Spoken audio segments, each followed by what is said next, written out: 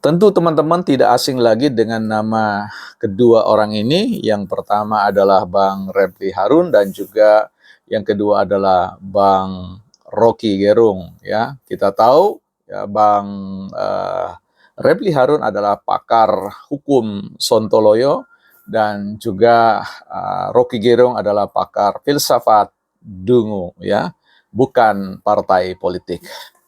Baik teman-teman, tunda dulu kemarahan teman-teman ketika mendengar hook yang saya sampaikan di awal konten ini. Kita coba lihat dulu ya, nanti kita akan bahas tentang Refly Harun, Rocky Gerung, setengah bijak, dan setengah picik ya.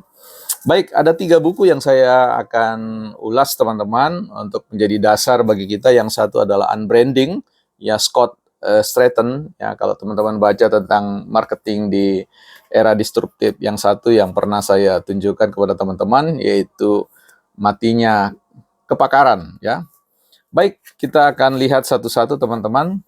Di dalam buku Unbranding ini, Scott Stratton dan Alison Stratton, ya, ada kutipan yang menarik ya, yaitu salah satu hal yang paling kuat untuk dijadikan pelajaran bagi kami adalah pentingnya mengenali maksudnya, menghargai dan menggunakan kekuatan Anda. Ya, salah satu hal yang paling kuat untuk dijadikan pelajaran bagi kami adalah pentingnya mengenali, menghargai dan menggunakan kekuatan Anda.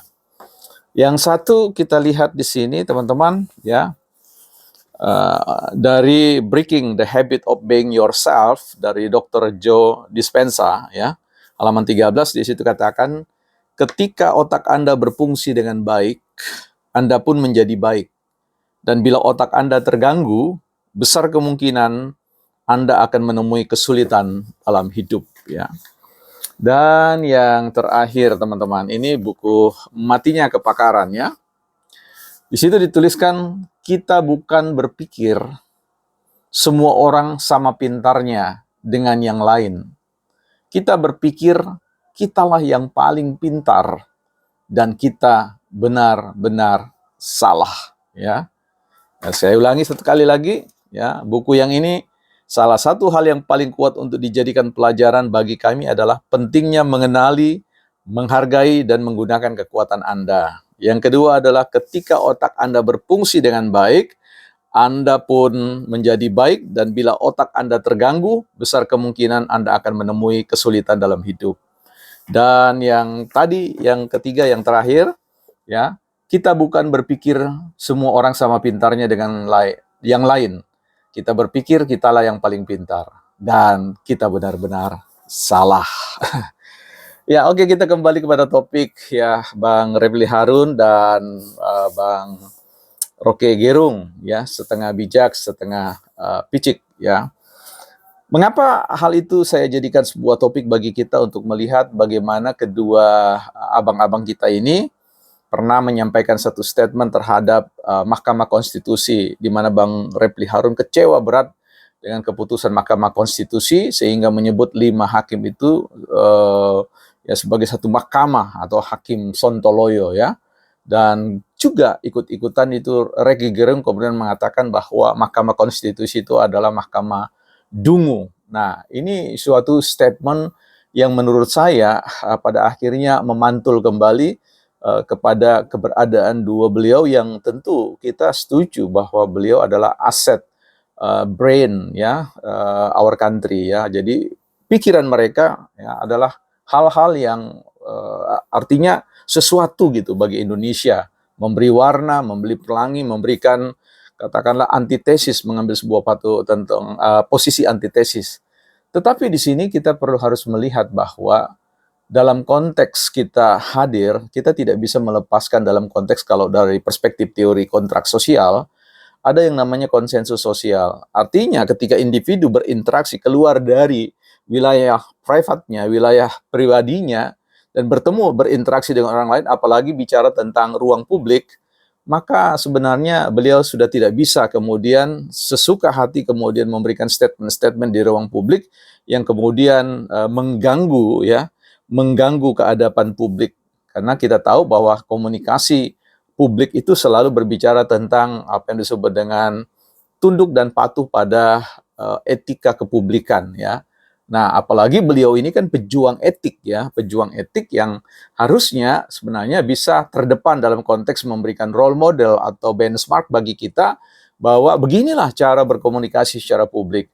Nah, kalau kita lihat ya dalam konteks bahasan buku kita ya, bahwa penting untuk menghargai ya, mengenali dan menggunakan kekuatan diri atau pikiran sendiri itu pada konteks di mana bicara tentang kemaslahatan umat ya, kemaslahatan orang banyak ya, kebermanfaatan bagi publik ya. Sehingga kekuatan yang kita kenali pada diri kita inilah yang kemudian kita sodorkan.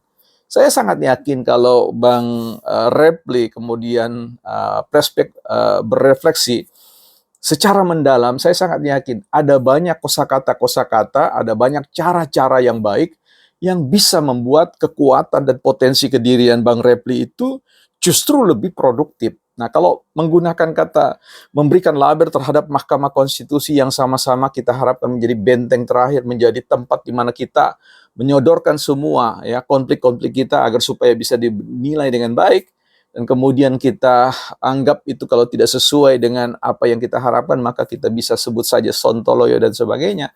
Saya kira ini kita bias ya. Saya kira Bang Rapli perlu menemukan kosakata-kosa terbaik agar supaya potensi diri, kemampuan diri itu jauh lebih powerful dalam konteks memperjuangkan apa yang menurut Bang Repli baik untuk negara kita ya. Secara pribadi saya mendukung posisi-posisi sebagai Bang Repli dan juga Bang Rocky Gerung, tetapi dalam konteks memberikan label terhadap Mahkamah Konstitusi sebagai mahkamah yang sontoloyo dan juga dungu, saya kira Bang Repli harus ditahan dari sisi itu, bukan ditahan di penjara, direm untuk kemudian kita boleh berdiskusi lagi lebih jauh ya.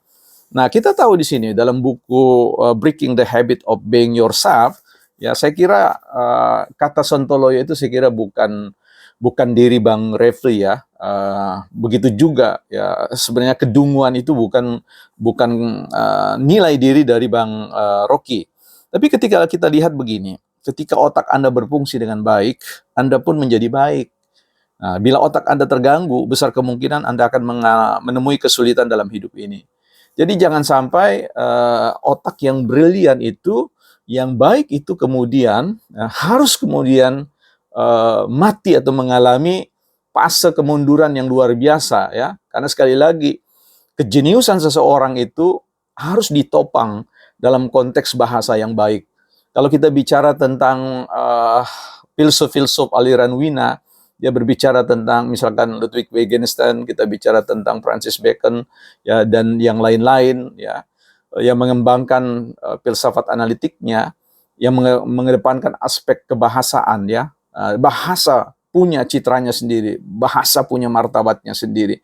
Kosakata itu akan mewakili tentang kepakaran kita, mewakili tentang hasanah berpikir kita, baik tidak baiknya kualitas otak kita, atau apakah otak kita itu yang baik itu berfungsi dengan baik ya. Itu menjadi sesuatu hal yang perlu diperhatikan. Dan kemudian kita lihat di sini, jangan sampai kemudian kita bukan berpikir semua orang sama pintarnya dengan yang lain. Nah, ini satu kecenderungan. Kita tidak mau mengatakan bahwa bukan hanya diri kita yang memiliki kepintaran, kejeniusan. Saya mengenal banyak orang-orang filsuf-filsuf di Indonesia yang menurut saya begitu smart, cemerlang. Tetapi ketika saya mendengar uraian analitis mereka, ya deskripsi, eksplanasi mereka terkait tentang topik-topik sesuatu, mereka mampu menjaga jarak secara emosional. Sehingga kita mampu melihat butiran-butiran pengetahuan yang luar biasa. Nah, di sini kita tahu bahwa kita bukan berpikir semua orang sama pintarnya dengan yang lain. Kita berpikir kitalah yang paling pintar. Ini persoalannya. Kalau kita menganggap bahwa orang lain dungu dan kita tidak dungu, disinilah letak kedunguan kita yang sesungguhnya. Bahwa pada satu waktu kita benar-benar salah kalau menganggap orang lain salah. Ya, sekali lagi ini menyangkut tentang bagaimana karakteristik dari seorang filsuf itu adalah dia tidak pernah memosisikan dirinya, ya, bahwa dirinya adalah sumber kebenaran dan kemudian orang lain tidak benar. Dia selalu mengambil pada posisi dirinya, jangan-jangan kita salah. Jangan-jangan ya ketiga hakim yang mengambil posisi dissenting opinion itu juga salah. Ya, saya tidak mau mengatakan dungu, sebab saya tidak sepakat dengan persoalan pemberian label seperti itu. Ya, jadi kita harus berani mengatakan jangan-jangan saya salah. Nah, dalam hal ini juga jangan-jangan saya keliru dalam menilai Bang Repli dan Bang Rocky. Tetapi kalau dalam konteks komunikasi publiknya memberi label terhadap Mahkamah Konstitusi itu sontoloyo dan dungu, di situ letak saya ingin menghadirkan pandangan, posisi pikiran dan mengatakan bahwa itu mungkin tidak dapat kita katakan demikian, ya. Kita perlu terbuka untuk memfilsafati, ya. Hukum memiliki bahasanya sendiri, ya, dan filsafat juga memiliki bahasanya sendiri. Sama-sama mencintai kebenaran, sama-sama mencintai keadaban, sama-sama mencintai ketertiban. Nah, karena itu jangan sayangkan, jangan sia-siakan otak yang baik, pikiran yang baik itu dengan komunikasi yang justru kemudian menghasilkan kesan yang sebaliknya, bukan partai politik.